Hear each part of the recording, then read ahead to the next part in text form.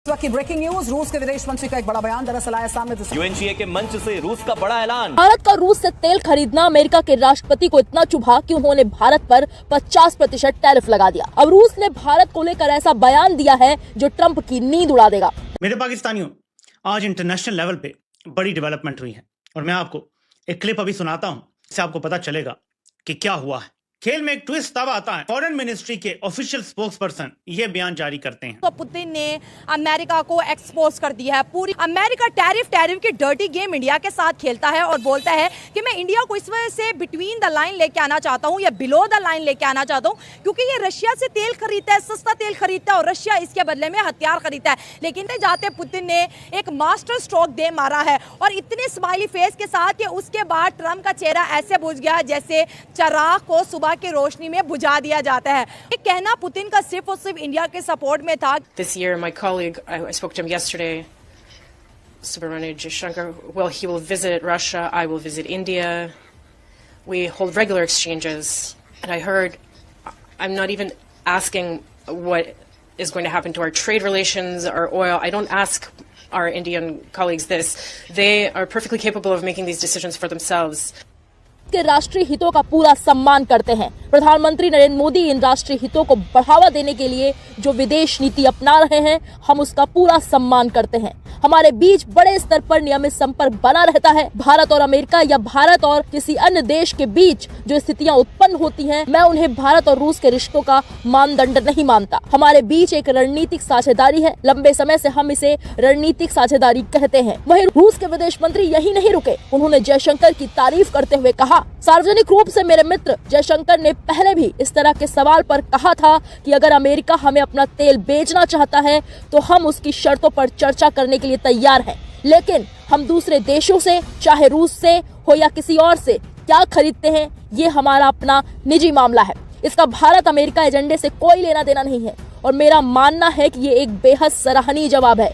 मुदस्सिर साहब ने मोदी का बड़ा अटूट रिश्ता है, आप इस रिश्ते को कैसे देखते हैं? हमारे साथ जहां शहजाद साहब बात खत्म कर रहे हैं, भारत ने प्रेजेंट और पोर्ट्रेट तो किया अपने आप को, उसकी पावर एलीट थी। गुज़िश्ता 20 साल में उन्होंने ये तासुर दिया और इस परसेप्शन को स्ट्रांग भी किया कि जहां भारत खड़ा है किस तरीके से उसके पास ऑप्शन क्या है अपने आप को हैंडल करने की। करते पाकिस्तान और भारत के मसाइल और पूरे हफ्ते की सिचुएशन को डिस्कस करते हैं कि क्या वहां चलता रहा। गुफ्तगू का आगाज में ज़्यादा मैं सब आपसे करना चाहूंगी।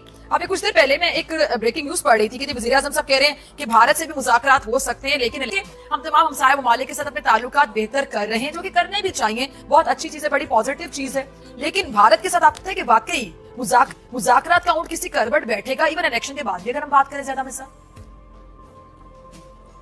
देखिए फिजा, फैक्चुअल रियलिटी ऑन ग्राउंड की हम बात करें तो आरएसएस के साथ, बीजेपी के साथ और हिंदुत्व के साथ बात नहीं हो सकती।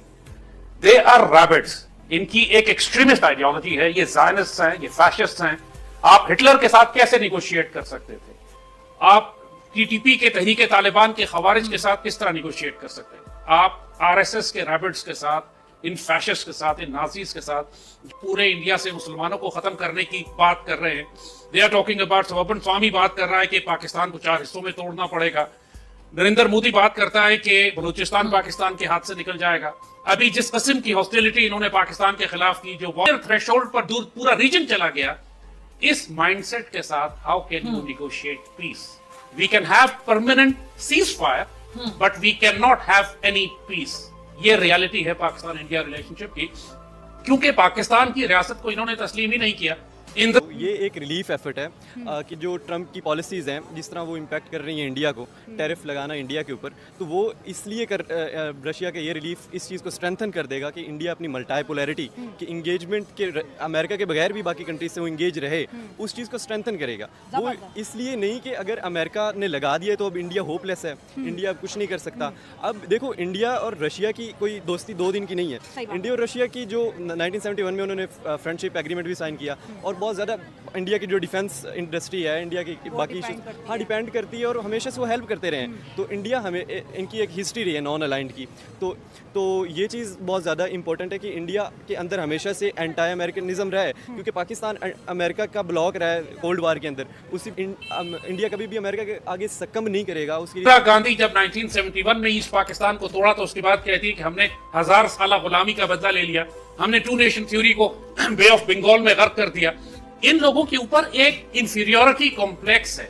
1000 साल मुसलमान इन पर हुकूमत करते रहे और ये मुसलमानों को डिसलॉज नहीं कर सके। अंग्रेजों ने मुसलमानों को हटाया, हिंदुओं ने मुसलमानों को नहीं हटाया। और फिर इनकी दूसरी बड़ी डिफीट ये हुई कि ये पाकिस्तान का बनना रोकना चाहते थे, ये अखंड भारत चाहते थे। वहां ये अल्टीमेट ह्यूमिलिएशन जो इनको हुई कि मुसलमानों ने इनकी भारत माता को तोड़कर 3 हिस्सों में तकसीम कर दिया और आज भी 3 हिस्सों में ही है, चाहे वो बांग्लादेश बन जाए। सो ये वो तारीखी जिल्लतें हैं जो 1000 साल और उसके बाद पाकिस्तान का बन जाना और पाकिस्तान का हर वक्त इनके सामने खड़ा होना, our very existence is a sign of ultimate humiliation for them which they can never accept. So what kind of peace are we talking about? ये वैसे ही हो सकती है इसको क्या कि फलस्तीन में और इसराइल के दरमियान क्या पीस हो सकती है? There is no possibility. एक न एक पार्टी को खत्म होना पड़ेगा या परपेचुअल स्टेट ऑफ वॉर रहेगी। और उन्होंने कुछ ऐसी बातें की हैं जो obviously that's very much important to understand. पहली बात तो यह है कि पाकिस्तान ने जब ये कहा कि पाकिस्तान के प्राइम मिनिस्टर शहबाज शरीफ ने जब ये कहा कि हम बात करना चाहते हैं, कॉम्प्रिहेंसिव डायलॉग करना चाहते हैं, तो इंडियंस ने कहा नहीं, हम इंडियंस के पास उसका एक सीधा सा जवाब होता है कि सॉरी, हम आपसे डायलॉग या बात नहीं करना चाहते, हम आपके साथ डायलॉग या बात नहीं करना चाहते, क्योंकि अगर आप इंटरेस्टेड हैं हमारे साथ डायलॉग करने के लिए तो जो टेरर फैक्टर्स हैं उनको बंद करें। No, that is a important point. India काफ़ी देर से इस पॉइंट को हाईलाइट करता है और एक ही बात करता है कि भाई आप अपनी जो टेरर फैक्ट्रीज हैं उनको जो है वो एलिमिनेट करें। और दूसरा ये है कि उन्होंने सिंपल सी बात कही, उन्होंने कहा जनाब हम जो है वो पाकिस्तान के साथ वो बर्दाश्त नहीं करेंगे कि हमें हमारे साथ इस अंदाज से पेश हैं। सो पहले अपनी जो टेरर नेटवर्क्स हैं वो ख़त्म करें। अब तो मुझे ज़ाती तौर पे ये लगता है कि ये एक अगेन अ प्रॉब्लम। इस साल भारत के विदेश मंत्री और मेरे सहयोगी जयशंकर रूस का दौरा करेंगे और मैं भी भारत का दौरा करूंगा। हमारे बीच नियमित विचारों का आदान प्रदान होता रहता है। मैं ये भी नहीं पूछ रहा कि हमारे व्यापारिक संबंधों या हमारे तेल का क्या होगा। मैं अपने भारतीय सहयोगियों से ये सवाल नहीं करता क्योंकि भारत अपने फैसले खुद लेने में पूरी तरह सक्षम है। रूस के विदेश मंत्री ने बताया कि हाल ही में प्रधानमंत्री नरेंद्र मोदी और राष्ट्रपति व्लादिमीर पुतिन की मुलाकात चीन में एससीओ शिखर सम्मेलन के दौरान हुई थी और दिसंबर में पुतिन की नई दिल्ली यात्रा की योजना है। उन्होंने कहा कि भारत रूस एजेंडा बहुत व्यापक है, जिस भारत अपने फैसले खुद ले सकता है। ये इशारा अमेरिका की ओर था।